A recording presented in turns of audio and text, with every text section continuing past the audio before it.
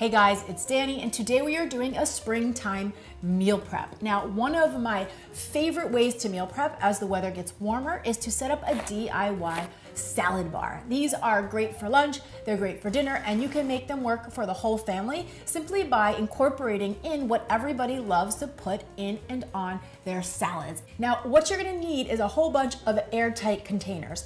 I am using a combination of glass and plastic, but I have found that the glass containers tend to keep the fruits and veggies fresher longer. But at the end of the day, you just gotta use what you have. So if you don't have a lot of containers like this, you can also use some leftover containers from your takeout or plastic Ziploc baggies if need be while you work on stocking up your containers. Now, all of the containers that I'll be using here today, I will leave links for down in the description box below. This way, if you want to work on your meal prep containers, you can check them out down there and then decide if any of them would work for you. You're also going to want to make sure that you have some of your favorite salad dressings on hand as well. So whether you're buying them from the grocery store or making them yourself, be sure that you prep those when you're doing your DIY salad bar meal prep. If you're looking for some clean and delicious DIY dressings, I will be sure to leave a link to my video down in the description box below. So here's how I think when I'm setting up my salad bar. I want some type of good high quality carbohydrate to help bulk up my salads.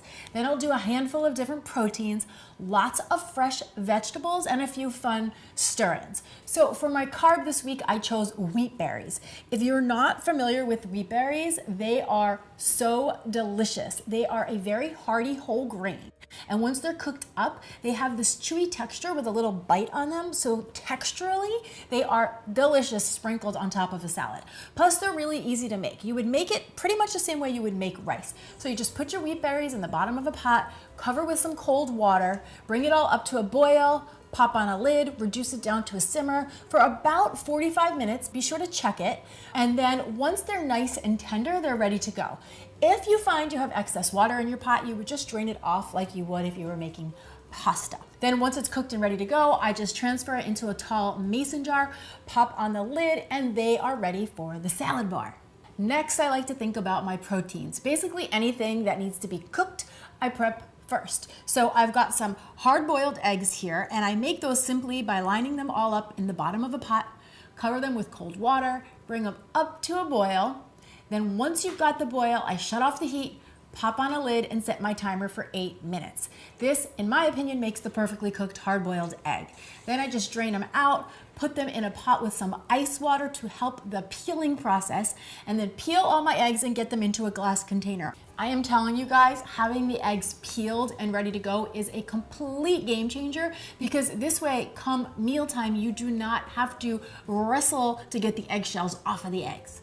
Then I'm prepping up some chicken, and you can literally sub in any other protein you want here. Just use this as an example and then make it work for you. But what I have here is about 1.5 pounds of thinly sliced chicken cutlets, and I'm just going to drizzle them with a little bit of extra virgin olive oil, seasoned with salt, pepper, and some Italian seasoning on both sides. Then I have a nice big nonstick skillet, and I've got a little olive oil in the pan, just enough to coat it, and I'll pop these into the pan, let them go for about 2 or 3 minutes until you start to see the edges becoming opaque, and flip it over. Because they're thin cut, they cook really quick, so no more than 3 minutes per side. Once they cool off, I'll slice some just like this and put that in 1/2 of my container. And then for the rest of the chicken, I like to chop it up like this just to give a little variety.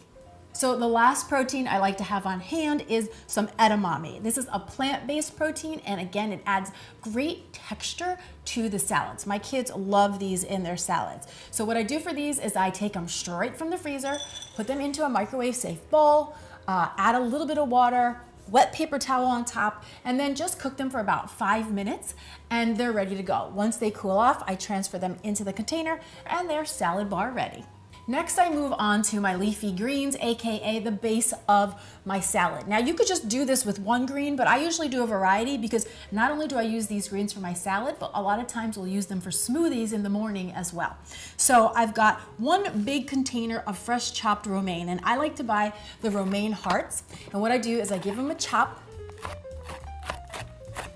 get them into a strainer, give them a good rinse under some cold water, and then I run them through my salad spinner to make sure I pull out any excess water. Because when you're trying to store your greens for the week, it's really important that they're dry. This way they will last longer. So the next tip I have is I line the bottom of my container with a paper towel. This way, if there is any excess moisture, the paper towel will absorb it, again, keeping our greens fresh longer. Then I've got my kale, and what I do here is first I stem it, then I chop it up, give it a wash, and the same exact thing as my romaine lettuce. And I want you guys to note that because I'm chopping my greens before I wash them, I'm using this plastic cutting board. You never want to wash dirty fruits and vegetables on your wood cutting board because that's going to absorb whatever's on there, and we don't want to cross-contaminate. And finally, I have a nice big container of baby spinach, which comes triple washed, so I just leave this bin right in the fridge as is, and it's grab and go ready. Then I'll move on to some other fresh chopped veggies. And guys, remember, everything I'm showing you here today is a blueprint. These are just some of the salad fixings we like. Make sure that you take this idea and make it your own. Think that you're walking at a salad bar, and what would you love to see there? That's what you want to put in your salad bar. So what I've got here is some fresh chopped fennel. Fennel is super clean and it's got this very distinctive anise flavor. So it's kind of like celery, but with that hint of anise, like black licorice. I love it. Then I've got some chopped red cabbage. I love red cabbage in a salad because it gives some serious crunch. Then over here, I chopped up some bell peppers. I did green and yellow. And finally diced up some red onion. Just a little FYI, not only do we like this in the salads, but I will often use this for eggs in the morning as well. Or if we need dinner in a pinch in the evening and I'm doing like a quick scramble, it's an easy way to add some veggies to the scramble. Then up front here, I've got some fresh chopped tomatoes. Again, they're just baby tomatoes that I rinsed and chopped up. Having them ready to go makes all the difference.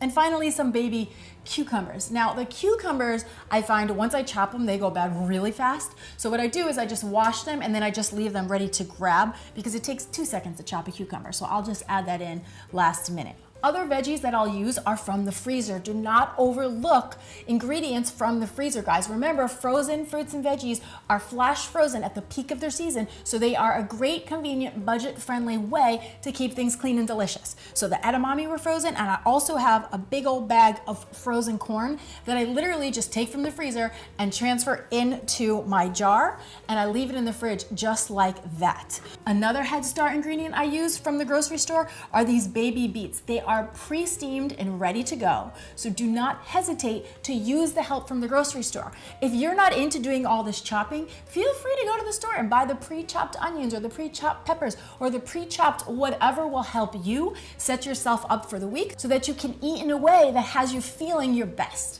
And then I have some fun mix-ins. So I grabbed a can of garbanzo beans and I just gave them a quick rinse underneath some cold water, drain them out, and then transfer them into my container.